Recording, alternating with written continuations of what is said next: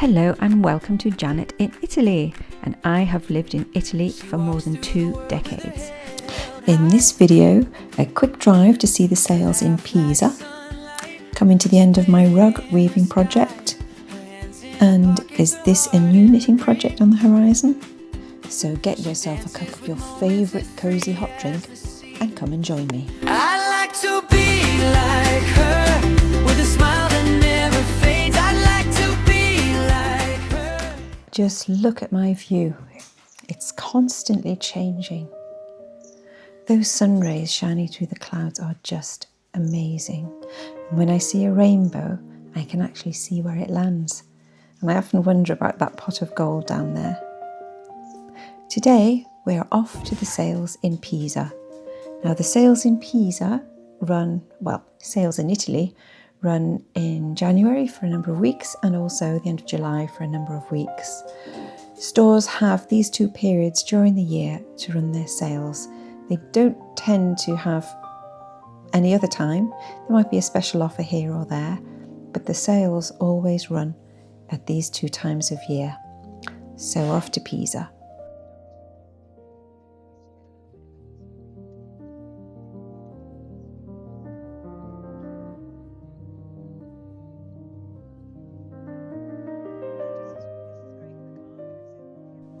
As you can see, the countryside here is much flatter than near my village. Although behind us, we've got the mountains. We've just driven through a tunnel to pass through. I do love this drive, from the wonderful trees to the aqueduct, and we drive alongside this. I thought it was a Roman aqueduct, but it was actually built by the Medicis in the 16th century. But it was actually based on the Roman model of aqueduct. The water was allowed to flow down it in a single pipe, and it was collected in a tank where all the debris and impurities were collected. Now, to get rid of these, 2 parallel canals were built in the 19th century, and it divided the drainage water from the spring water. It's quite a romantic, wonderful feeling to drive along this beautiful aqueduct on the way to Pisa. I'm off to the sails to see what's there. As you may know if you followed previous videos of mine, I don't want to buy new clothes. I prefer to make or repurpose vintage buys.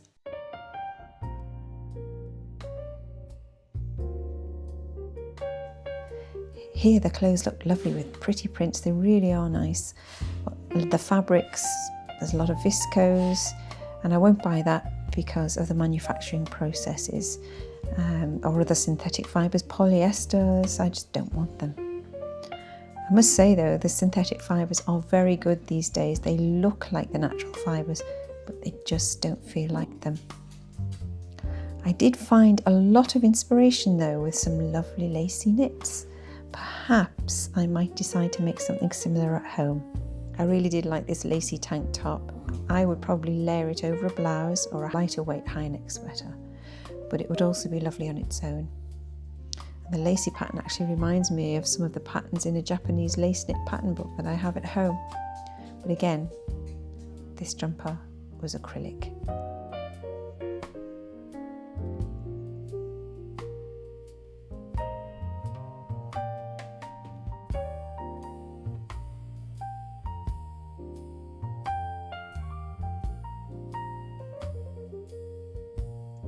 I do need a pair of elegant trousers to wear, maybe on evenings out or for more formal occasions. So I need to find either vintage or a good sewing pattern that I can actually attempt to make. I did find some cotton clothes, shirts and dresses, but they're really usually not as well made as I would like to see. Vintage pieces are much better in the way they're put together and finished than modern clothes, and they just don't seem to be made to last these days.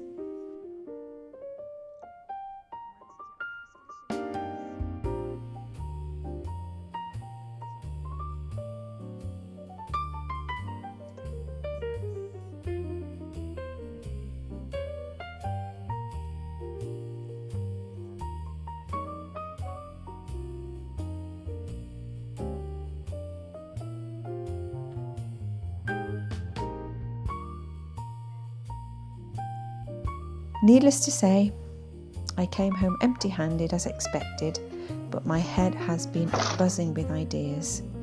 I'd better get my skates on though and organise any future projects, but only if I need the pieces, because I'm not going to make clothes if I don't need them.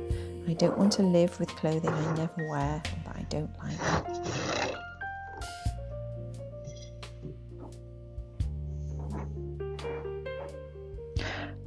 I keep forgetting I've got a microphone now. I'm just coming to the end of the yarn that I washed. I washed it, dried it, and now I wound it onto my shuttle. And I'll show you in a minute or two once I've just woven in the last little bit on the shuttle. Actually came out a little bit lighter than the same wool that I made into yarn that I wove in a little bit earlier in the piece. This yarn was actually spun at the Presepe Vivente from last year, when we were invited to do it last year. There's a lot of twist in it, probably too much. I just put it to one side, and I could have, well, after I applied it, no, I couldn't have done actually. There was too much twist from the first spinning, the first bobbing. Oopsie. So I couldn't really have given it much less twist. However, I washed it. I was quite rough with this actually. I knew it was going to go into my rug, so I didn't really mind if it wasn't overly beautiful for my rug. So I'm just making my rug from leftovers. So how much have I got left on here? Oh, I'll get that to the end, I think. So it was very rough, and I washed it in very, very hot water with a drop of dish soap in. I don't normally use dish soap. I will normally use hand soap, which I think is milder if I'm using the wool yarn I've made for a sweater or any clothing.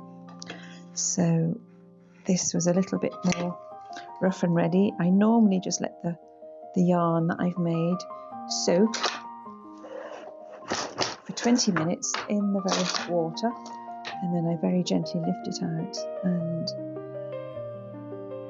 I'm very gentle with it. I squeeze it, rinse it a couple of times till the water is clear, and then hang it out to dry. This one I just swirled it around in the really hot water and put it out to dry. Now, I don't know whether it's because I was a little bit more active when I was washing the yarn, or whether or not it just does that, which I suspect it probably does. It came out lighter than the same sheep, which I've just mentioned, the yarn from the same fleece. You can see here, this is the same wool, and this is the one I just was rough and ready with. It's lighter.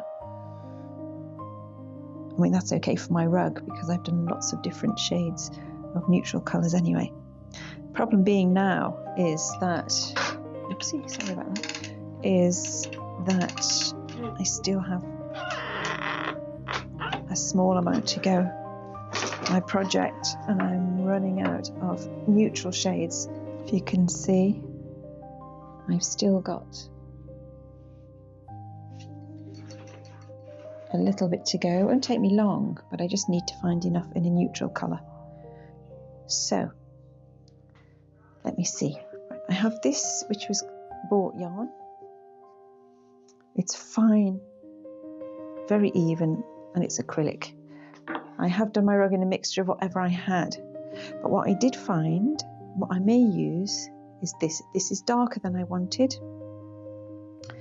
and let's put the light on. Actually darker than I wanted to use on my rug. It's a dark brown. It is the first, as you can see, I hope it's in focus. It's not very good, is it? It's the first yarn I spun in the grease. It came with my spinning wheel when I bought it, and the lady very kindly put some samples of raw fleece in there for me to have a go at. I didn't know what to do. She just said, well, normally you just spin it as is. So it was my first attempt at spinning in the grease. I have knitted a pair of slippers out of it because it's very sturdy wool. Got Mr. Byron down here. Hello, fella.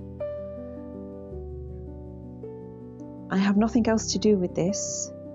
I may as well put it in my rug, but it's darker than I wanted. But anyway, I think we should just go for it. So I'm just going to load up my shuttle. I've wound this onto my shuttle. It took me a few minutes. Oops. I don't know how I'm going to get on weaving with this because Mr. Byron, one of my cats, has been trying to help me. So let's just see. This has given me a lot. It might just see me to more or less the end of the project. I hope so, because I would like to get this down in my bedroom. And here comes Mr. Byron. And start another project, actually. I've got a few things I've been wanting to do. Oh, Mr. Byron's by the camera, so if it goes a bit wobbly, I apologise. Yeah, I've got a few projects I would like to do. But I shall let you know when. Oopsie. Oh no.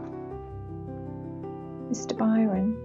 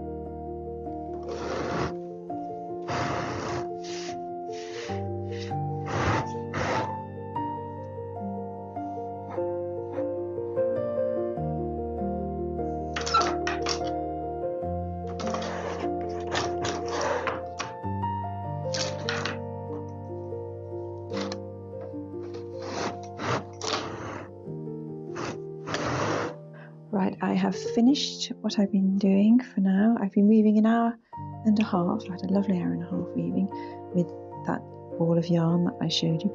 It's given me quite a big strip of weaving. So what I'm going to do, I'll just show you. I can just loosen it. It's given me lots here, and I don't actually. Mr. Byron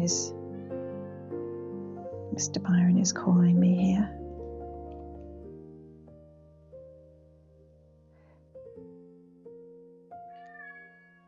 Isn't he lovely?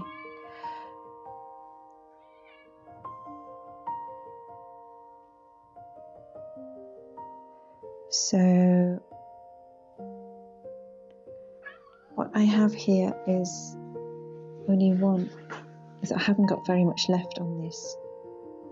This is waste. You have to account for a lot of waste when you're weaving. I know it sounds awful, doesn't it? But so what I've done, I've left enough yarn on my shuttle, just caught there, to be at least three lengths of my weaving. And what I can actually do is finish it off. I haven't decided yet, I may just put a little bit extra on there, just to use up a little more of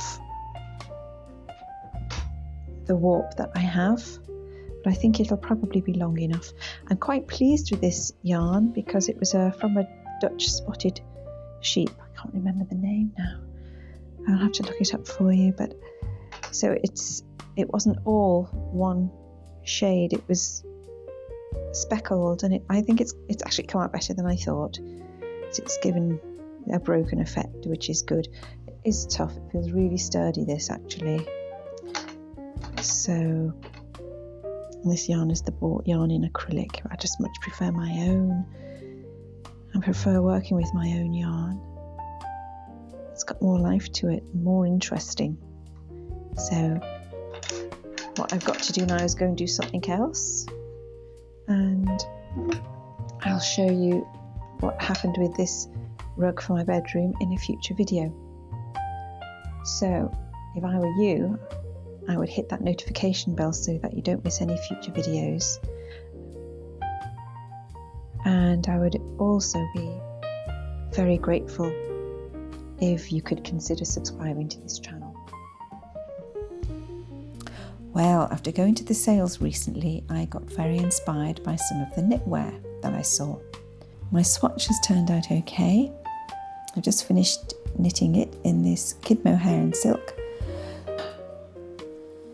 As I've been inspired by the sales that I visited recently, and you may have seen them earlier, I like to see the direction that fashion is going. I don't necessarily follow it religiously myself.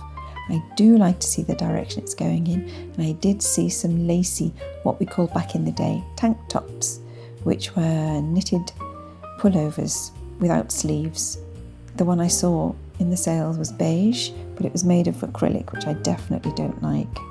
I don't like acrylic, it's basically plastic, and I don't want to wear plastic. I don't like it because it goes hard when you wash it. I don't like the way it feels. It doesn't feel soft like a natural fibre. So luckily for me, I'd knit a cardigan in this dark blue a couple of years ago, and it turned out huge because I didn't do a swatch. So now I always do a swatch.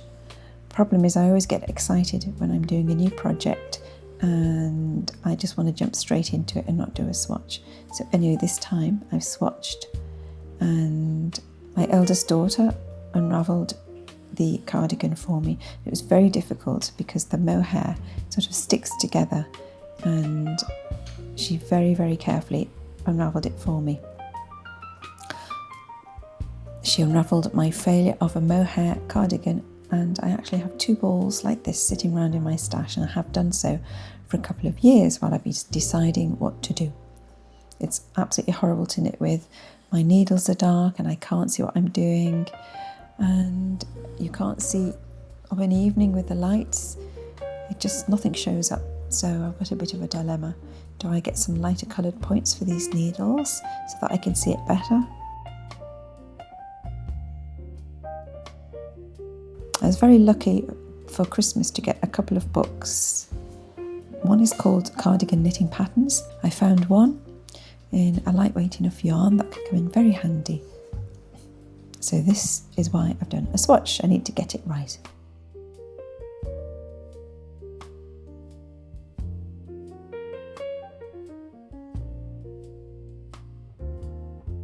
There it is. Now there's this cardigan, which I love, I really do.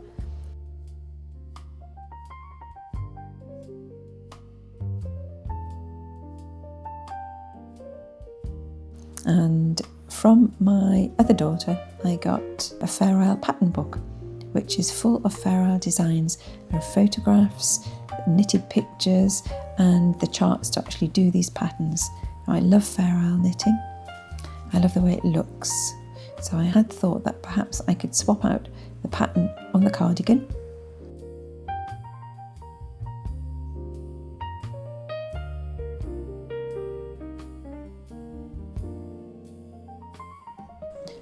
Actually, this sweater I'm wearing just now, I knit it in homespun yarn a couple of years ago. And the yarn is naturally dark and it's absolutely beautiful. I love it. So I actually thought I could swap out this yoke pattern for some Fair Isle.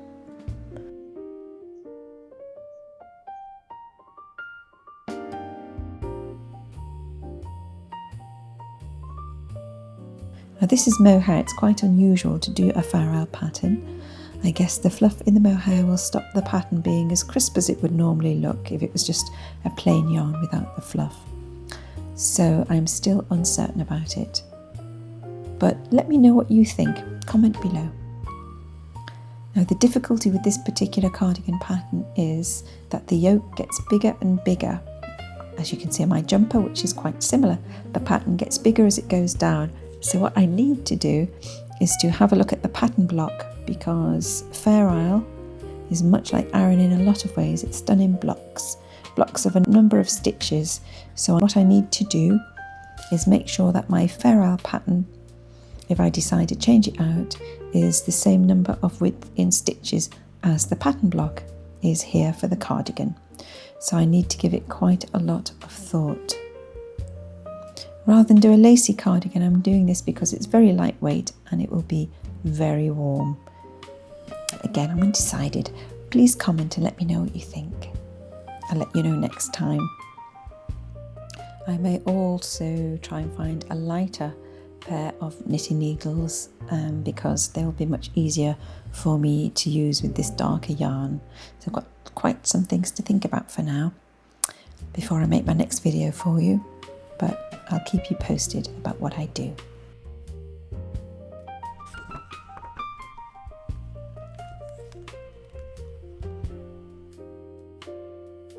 See you next time.